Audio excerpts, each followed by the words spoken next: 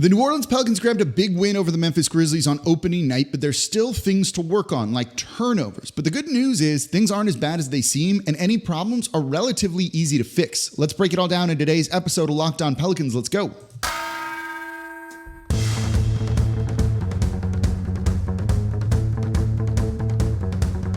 You are Locked On Pelicans, your daily New Orleans Pelicans podcast, part of the Locked On Podcast Network. Your team every day. Welcome to another edition of Locked On Pelicans, the daily podcast covering your favorite team, the New Orleans Pelicans and NBA, part of the Locked On Podcast Network, your team every day. Available wherever you get your podcasts and available on YouTube. I'm your host, Pelicans Insider, credential member of the media, Jake Madison, at NOLA Jake on Twitter. Here with y'all on this Friday, final show of the week, opening week. We had a fun live show, the instant reaction right after the big win last night. We'll be doing more of those, so please subscribe wherever you get your podcasts. Tell a friend about the show. We're also on YouTube where the live shows occur. Maybe you get guests like Ross Jackson popping in. That was kind of fun. And become an everydayer. Support the channel by listening Monday through Friday. And if you're an everydayer, let me know in the comments down below on YouTube. Today's episode of Locked On Pelicans is brought to you by Dave. Download Dave today at dave.com/LockedOnNBA. You could get up to $500 in 5 minutes or less. No check, no late fees. So we can be really happy about the win, and we should be really happy about the win. But the Pelicans were also playing against a bit of a shorthanded team. No John Morant, no Steven Adams for the Memphis Grizzlies. And there are some things that you look at and you go, oh, I don't love that. 21 turnovers in this game. They managed to overcome that, which I think is a heck of a thing, and that's really important. But turnovers were a problem in preseason for him as well, compared to just 13 for the Memphis Grizzlies. That can be difficult if you're, to win those games if you're turning the ball over all the time. So we'll look at the turnovers, but here's the thing. It's not as bad as it seems, and I'm going to give you the context and explain why and how they can fix a lot of this as well. I would then want to look at Brandon Ingram. He had a good game, but he's got to take more threes. And that's going to tie into some of the stuff that we talk about with turnovers too. Then we'll turn our attention to opening night and the New York Knicks. And for your second listen today, go listen to Ross Jackson. He was over at my house last night watching the game with me. It was a lot of fun. Seeing him tonight, too. It's going to be great. So let's get into the turnovers. 21 on the night for the New Orleans Pelicans. That seems bad, right? That's the type of thing that you look at and you're like, well, that's going to kill him. 5 turnovers for Brandon Ingram, 3 for Zion, 3 for Jonas Valanciunas, 3 for Herb Jones. CJ McCollum had 2 as well. From your starters, that's a good bit right there. But here's the thing. It's not that bad. If you point to that number and you just blindly look at 21 turnovers, you are absolutely missing all of the context around it. And a couple of y'all tried to point that out during the live show. You need to have the proper context around that. So a couple of things that go into this. The Pelicans, let's start with pace, because we know the Pelicans want to play faster, right? They've talked about wanting to play with more pace this season. What is pace? The pace is the number of possessions that you get in a game. So some teams get a lot of possessions because they take shots early on in the shot clock. So if you're not using all of that shot clock, you take a shot, the opponent gets the ball, they take a shot, you're going to get more shots, more possessions. That's what playing with pace means. It's just simply getting yourself more possessions by utilizing less of the shot clock. A team that uses all 24 seconds is running clock down. So you run out of time to get more possessions. So pace is measuring the number of possessions you get per game. Well, the Pelicans, and the numbers are a little weird to look at if you go to NBA.com/stats where I am right now. The Pelicans right now basically played, of the teams who have played, and there's a few that haven't, but in the league so far, they're more or less tied for the 5th fastest pace in the league. They're getting out there and they are trying to run. They are trying to maximize as many possessions as they can. Get out in transition, try and score that way, create early looks in the shot clock, take that shot before the defense really has time to get set and kind of do what they're doing. So here's the thing. More possessions, more opportunities for things to go wrong can lead to more turnovers. Doesn't mean that the turnovers are necessarily a bad thing. So that is what I really want you to keep in mind. They had 21 turnovers, but right now they turned the ball over more than you'd like, I think. But I think as time goes on, that number is going to drop a little bit. And it's also just factored in the fact that they are playing with pace. So they're going to turn the ball over more. Think about it in terms of passing, right? They've talked a lot about how they want to make more passes. So if you are a team, and say every team, just to make the numbers kind of make sense for you, say every team connects on 90% of their passes. So if you make 100 passes in a game, 10 of them will lead to turnovers, let's say, and 90 of them are good. Okay, so if you play a game where you have 100 passes, that's 10 turnovers. But what if you play a game where you have 200 passes? That's 20 turnovers, right? It's the percentage that's the same there. It's just a higher number because of you're adding more to it. The volume is different. Keep that in mind when it comes to the Pelicans and turnovers and pace. They're doing, I think, okay for the most part. You'd like them to cut down some of them, but I think that'll also get better. So that's why I think it's okay that they had the 21 turnovers. The other thing to factor in, one, is a bit of a new offense. And when you looked at these turnovers, I went back and rewatched all of them. A lot of those were better than what they were doing in preseason, where it was just careless, not really trying, right? Just nonchalant, unforced errors. Memphis is good. They have some very good defenders. That was leading to turnovers and things like that. Block shots, count as turnovers as well. So all of that is to say that I do believe they're going to end up being, actually, block shots don't count as turnovers. Sorry. They'll end up being okay when it comes in that area. Here's where I'm not really worried about the turnovers either. Because one, I think a lot of those turnovers came because this team was aggressive. They looked different in this game, didn't they? They looked aggressive. They were trying to get downhill and attack in a way that we didn't always see them do last year. So that aggression is only going to lead to good things, led to good offense in this game. So I want them to keep that up, even if turnovers are a slight byproduct of it. But they also have really good transition defenders. Herb Jones is great as a transition defender. Dyson Daniels is great as a transition defender. So they weren't getting burned by the turnovers. What you don't want turnovers to lead to is fast break points. You want teams to get their points off turnovers in the half court where you have to really work for it. That's what the Pelicans did to the Memphis Grizzlies. The Memphis Grizzlies in this game had just 2 fast break points. That's it. Just 2 off of 21 turnovers from New Orleans. That's a real good number, y'all. That's a tremendous number. 21 turnovers leading to 28 points off turnovers for the Memphis Grizzlies. So 26 of those being earned in the half court. That's the way to do it. By contrast, the Pelicans had 13 turnovers, and that led to, Memphis had 13 turnovers, and that led to 23 points for the Pelicans. 7 of those coming in fast break opportunities. Those turnovers for the Memphis Grizzlies, because of the easy fast break points and not making New Orleans work for it in the half court, are arguably worse than the 21 that the Pelicans had, because the Pelicans can defend in transition so well. Dyson getting extended run, right? Played the most minutes off the bench out of anybody, being a really good defender, seeing Zion Williamson committed on defense, CJ, Brandon Ingram, everyone just kind of being committed defensively. You can still be aggressive, have those turnovers, and if you can slow teams down, that's great. No harm, no foul kind of thing, right? It's kind of what we're looking at with all of that. So overall, I'm not really worried about the turnovers because I don't think it really says the whole picture. Again, 5th tied for, the numbers are weird, but basically the 5th fastest pace out of like every team that has played one game so far. They were 9th when it comes to passes made. More opportunities for turnovers exist, but they're minimizing the damage that those turnovers cause. When those turnovers just naturally go down because they're in a little bit more of a rhythm with each other offensively, and they're still great in transition, you're going to see this defense kind of really like soar and take off and be extremely good. And I think it's going to really follow what it was last season. Fourth ranked defense right now after one game. Small sample size, don't read too much into that, but it says something. They did a really good job on that side of the ball against the Memphis Grizzlies. But let's turn our attention to offense. Brandon Ingram had a good game. We're not complaining, but we need to refine the shot selection because that's important too. Let's talk about that coming up here next in today's episode of Locked On Pelicans. Right now, though, I want to tell you about Dave because one time or another, we all need a little financial help. And that's why Dave is great. Dave can get you extra cash when you need a hand between paychecks and can even help you build your credit by settling extra cash advances on time. Dave is the banking app that's leveling the financial playing field. I used to work in financial services. Building your credit, taking care of your money is unbelievably important.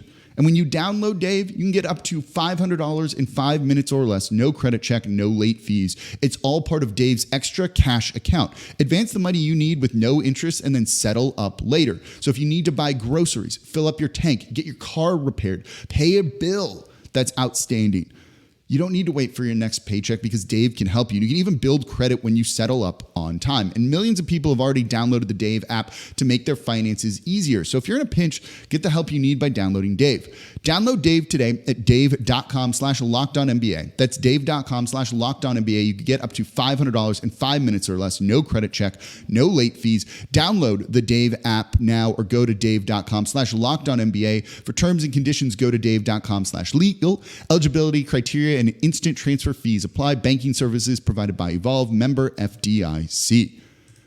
Today's episode of Locked On Pelicans, you got to know this one, and that's Jase Medical. This is probably the most important one that we do here. We live in South Louisiana. Hurricanes come through. We're evacuating. You have a hurricane kit, a hurricane bag. You're always prepared for that sort of thing. But are all of your medications prepared for? Are you prepared for the unexpected? And that's why the Jase case is something I highly recommend. It's a personalized emergency medication kit that contains 5 essential antibiotics that treat the most common and deadly bacterial infections. If you're evacuating, your doctor's probably evacuating too. You might not be able to get in touch with them. They might not be able to get you the medications you need. The Jase case gives you that peace of mind. You don't even need to worry about it. If something unexpected comes up, well, there you go. You have the 5 essential antibiotics. And now they offer customability for your Jase case. You can add dozens of add-on medications and choose the medications that fit you and your family's unique needs. You can also get gift cards for a family member so they can customize one for themselves. So go to jasemedical.com, enter code locked on at checkout for a $20 discount on your order. That's promo code locked on at Jase medical.com. And thank you for making Locked On Pelicans your first listen today and every day. We are here Monday through Friday for y'all, breaking down everything you want to know about this Pelicans team, the #1 Pelicans podcast. I had almost 900 of y'all at some point jump into the live show, so we'll be doing those more. It shows the passion of the fan base. You want to prove that New Orleans is a basketball city? It's the way to do it. I told that number to everyone on Locked On in an email into our group chat. They were all blown away that this small market showed up like that, and they love seeing that. They think New Orleans is awesome. Even the small markets were impressed. You're sending a message, and I love it, so thank you. And if you want to support Locked On even more, become an everydayer. Listen Monday through Friday. And don't forget about the Locked On Pelicans Insiders Group. The subtext link is down below. $4.99 a month, but you get a 14-day free trial. If you don't like it, don't worry about it. But you want to talk to me, shoot me a text. That's how this works. I'll get it. I promise. I'll respond to you. It's going to be a lot of fun this season to be able to interact with y'all that way. So we just went over the turnovers. I don't think it's that bad. I think when you look at the context around it, everything will be okay with that, and that's actually going to get much better over time, and this team becomes even scarier when that's the case.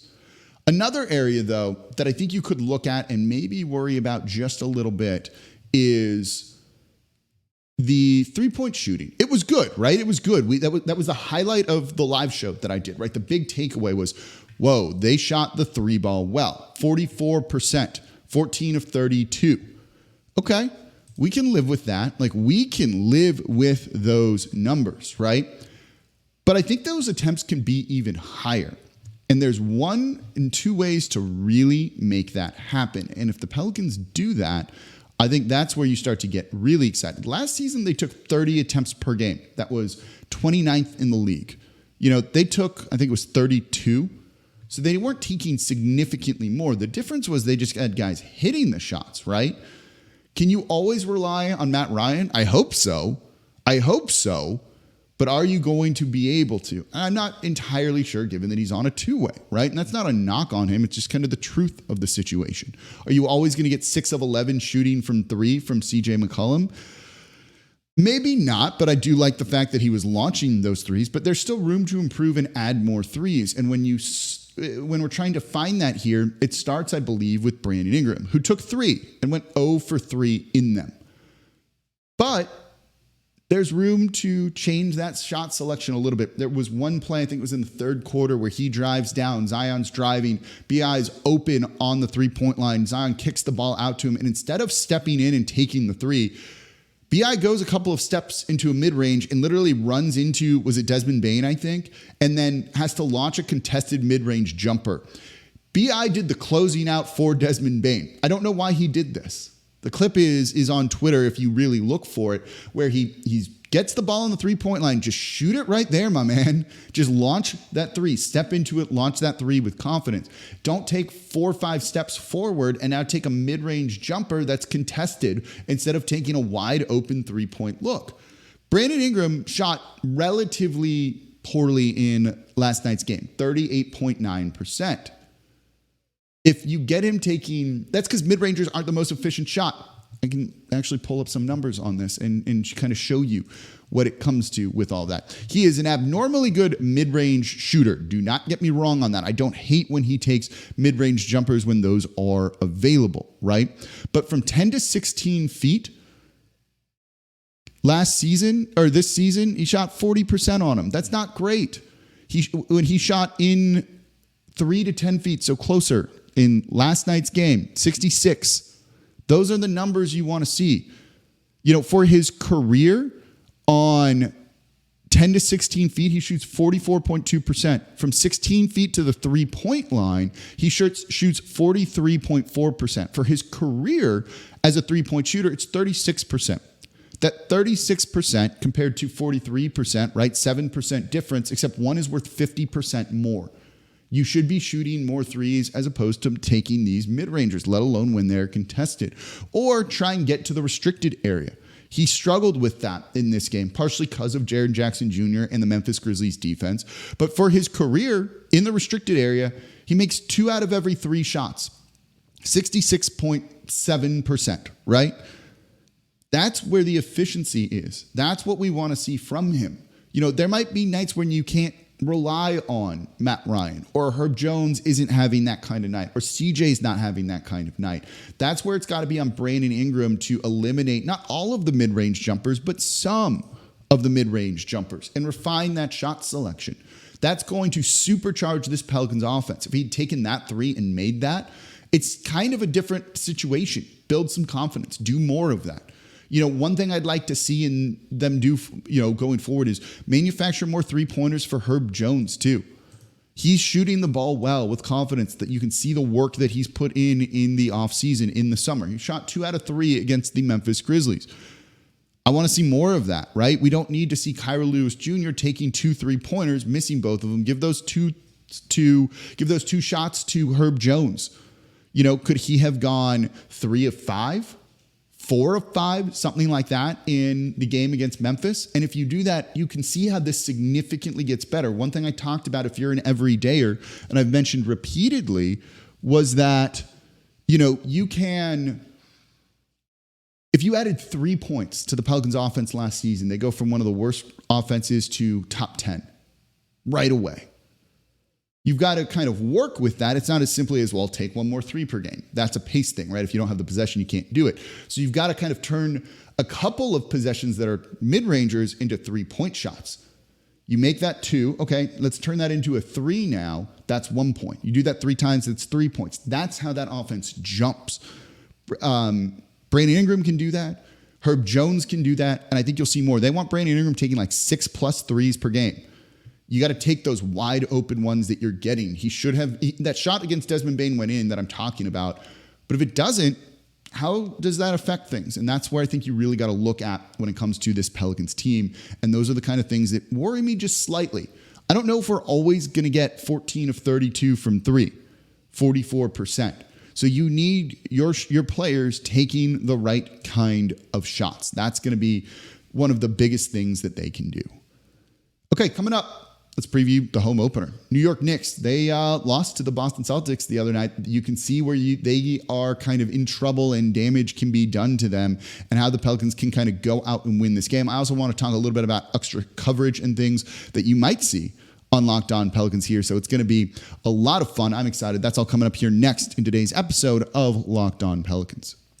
Right now, though, I want to talk about PrizePicks. PrizePicks is daily fantasy made easy. PrizePicks is a skill-based, real money daily fantasy sports game. So how does it work? You pick 2 to 6 players, and if they go score more or less than their PrizePicks projection, you can win up to 25 times your money on any entry. And at PrizePicks, you aren't competing against other people. It's just you versus the projections. So instead of battling thousands of other players, including pros and sharks, you just look at the numbers, more than that or less than that. And PrizePicks adds tons of excitement to the sports viewing experience. Watch your progress update in real time. Win up to 25 times your entry amount and cash out your winnings with quick scoring, settling, and withdrawals. You took CJ McCollum to score more than 19.5 points. You'd be winning big. You'd be feeling good because he had himself a game the other night. So it's pretty awesome. It's super easy to use. Go to prizepicks.com/LockedOnNBA and use code LockedOnNBA for a first deposit match up to $100. That's $100 for free. They'll match your deposit up to $100 when you go to prizepicks.com/LockedOnNBA and use code LockedOnNBA for a first deposit match. PrizePicks is daily fantasy sports made easy. And thank you for making Locked On Pelicans your first listen today and every day. We are here Monday through Friday for y'all, breaking down everything you want to know about this Pelicans team, the #1 Pelicans podcast. Thank you again to everyone who joined the live show. We'll be doing more of those. We might do a mini one, I think, Saturday after the game. I want to test out like the mobile setup I have for recording. You might even see me out there. I'm going to try and just do it on the court after the game, something like that. We'll see. It might be hit or miss, depending on their Wi-Fi and all of that. So it's going to be a test Saturday night after the game. Watch it on your phone if you were at the game, or if you're at home, get to the YouTube page. You'll see it. I'll get it scheduled and everything there, and we'll try and go live the second I can. It'll take me a couple of minutes after to get set up, make sure the camera works and everything. I'm going to be doing it almost from my phone. It should be really cool. I want to do more stuff like that. That means we also might be able to record live after a Pels 12 watch party, perhaps, which I think could be really fun as I'm working on this whole setup with everything. So I'm excited about this. It's going to be a really fun season. I want to interact with y'all more. So, you see me out this weekend, you see me at the game, wherever. Say hi. Come up, talk to me. Tell me what's on your mind. Tell me what you think about the jerseys and other things too. It's going to be a fun year. Let's all have fun with it. Make or break year. Stakes are high. Kind of dig it, right? The pressure was good. And y'all being along for the ride makes it fun. Like, I was energized after we did the live show on Wednesday night. Like, couldn't go to sleep. I was like so excited from kind of just being a part of that with y'all. That's the extrovert in me. So let's look at the New York Knicks. Lost to the Boston Celtics the other night. And it was a little bit closer than you would thought. RJ Barrett had a very, very good game, but you can see there are some, and I think they're going to be a good team, right? Emmanuel Quickley is great off the bench, but I do think the Pelicans match up pretty well with them, because if New Orleans plays small, it's going to get Mitchell Robinson off the court. He deals with foul trouble just like Jaren Jackson Jr. does. He's a rim protector, certainly, but you can kind of play around him. And Zion Williamson's going to be able to do that, I think. Certainly he's going to be there trying to defend Jonas Valanciunas, but I think this might be one of those games where you see Zion at the 5 lineups a little bit more. Force them to take Mitchell Robinson off the court, and then see if you can let Zion pick on Julius Randle and put him on an island and either get him in foul trouble or just kind of wear him down. If he's trying to defend Zion, it's going to make it harder for him to score. And he struggled with the defense of the Boston Celtics, going 5 of 22 in their opening night game. And that's where I think you really want to try and see New Orleans take advantage. They have the ability to dictate kind of the pace of the game, the style of play out there on the court. And the fact is, you're also going to see Jonas Valanciunas play a role in this one too. If they were letting Kristaps Porzingis shoot 8 threes in this game, I would expect that you're also, 9 threes, made 5 of them, by the way. Jonas is going to be open on the perimeter. If he can go another 2 of 4, maybe even take more, I'm kind of excited about how that's going to open it up. And you could maybe see Zion get stronger as the game goes on, because it's pulling those defenders out of the paint. They're already kind of banged up and hopefully in foul trouble as well. So this is the type of game that I do think could favor the New Orleans Pelicans pretty well. Jalen Brunson can certainly get going and can score, but you also have CJ McCollum kind of more locked in defensively than we've seen before. Same for Brandon Ingram. Can he slow down RJ Barrett? I definitely think they're all capable of doing that. And for the New York Knicks, to go out and, what was their pace in this one? Slow. Want to play a slow style game. I think that they can really get out and potentially just run them out. The offense didn't look great for the Knicks in game one against a very good defense in the Celtics, an established team in the Celtics. Try and replicate that. Try and play fast. I don't know if the Knicks can keep up with the scoring of the Pelicans, especially if they're taking the right kind of shots, more three-pointers, right? If you cut down on a few of the turnovers, and the Knicks can't get easy points in transition and their offense is struggling to score in the half court, maybe this is a game. I don't think you'll keep them under 100 per se, but I'm kind of keeping an eye on that just a little bit to see how things could happen here. I think this could be one where the Knicks really struggle because New Orleans is putting the pressure on them. So a big fast start for the Pelicans, getting Zion going early to kind of put them on their back heels, creating open three-pointers that then start to fall, which is going to open it up for Zion late in the third and the fourth quarter, I think is a way to go to get this win, especially because they're going to have the rest advantage. I believe the Knicks have another game before they play the Pelicans. Yeah, it's going to be the second night of a back-to-back. They're playing at home versus on the road at Atlanta, and then they're coming right to New Orleans after that. So New Orleans has a big rest advantage too. No game Thursday, no game Friday. And that's not the case for the New York Knicks. So if the Pelicans can come out kind of firing early on, you might be able to run away with this one too. They also have Isaiah Hartenstein, who I do think can be good for them at times, but certainly he's not like the long-term answer. He still does get into foul trouble as well. Play to your strength, right? We saw Zion on the first possession for the Pelicans putting a foul on Jaren Jackson Jr. Go do that to Mitchell Robinson, Julius Randle, or Hartenstein if he happens to be out there on the court. And also cheer for Josh Hart, who's going to be making his return to New Orleans. We all love him, and it's fun to see. So what do you think? What do you think the score of the game is going to be? Let me know in the comments down below. Did the Pelicans get a win? Is this one a little bit more tough? And if you're at the arena, the Smoothie King Center, please say hi if you see me running around. I'll be sitting in, doing all the media stuff beforehand, then going to go sit in my season seats. I'm not going to tell you where that is, though. So I'm excited to be there, be with y'all. That's going to do it for this episode of Locked On Pelicans, part of the Locked On Podcast Network, your team every day. As always, I'm your host, Jake Madison, at NOLA Jake on Twitter. And I'll be back with y'all on Monday to recap this game, get you set for the week, the Warriors, all of that. It's going to be a fun time. Great start to the year. Thanks, y'all.